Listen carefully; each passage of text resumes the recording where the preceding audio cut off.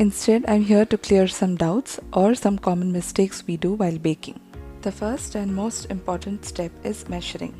Use a weighing scale or measuring spoon or cup to weigh in grams.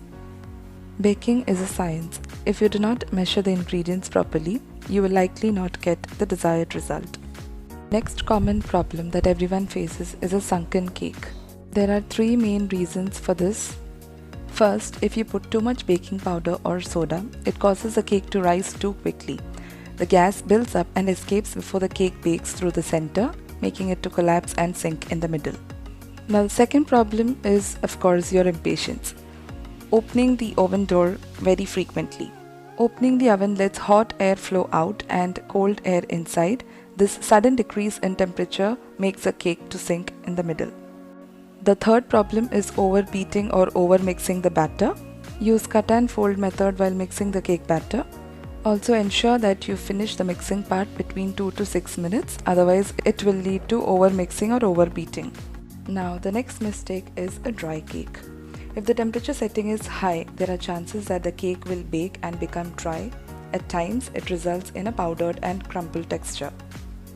Also, if you're using a pressure cooker or any other utensil for cooking, please maintain low to medium temperature throughout. Again, if the dry ingredients used are too much and the wet ingredients like egg, milk, etc. are less, it will result in a dry cake.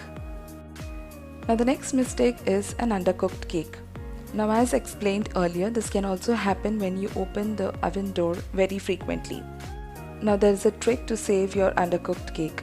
Decrease the oven temperature by 20 to 25 degrees Celsius. Cover the top portion of your cake with a foil and continue to cook for a few minutes until a toothpick through the middle comes out clean. The next problem is a flat cake. There are two mistakes or two reasons why your cake goes flat like a pancake and does not rise like a sponge cake. The first one is overmixing. Do not whisk for a longer period of time. As explained earlier, use cut and fold method. The second reason is usage of baking powder and soda. If you're using too much baking powder or soda or expired ones, it will result in a flat cake. The next problem that we face is a cracked cake. This happens when your temperature setting is really high. If the oven is too hot, the outer portion of the cake cooks much faster than the inside part. Top portion cooks quickly and at the same time inside of the cake continues to cook, and this results in a cracked crust. So it is always important to check the temperature settings before baking. The next problem that we have seen while baking is a sticky top portion. This is caused by covering or wrapping the cake before it's completely cooled. This traps the moisture inside, causing sticky texture. To avoid this, allow the cake to sit on a wire rack until it cools down completely. You can also sprinkle some powdered sugar on top of the cake to help absorb some of the moisture if top is sticky. Hope I've been able to cover all your doubts related to baking.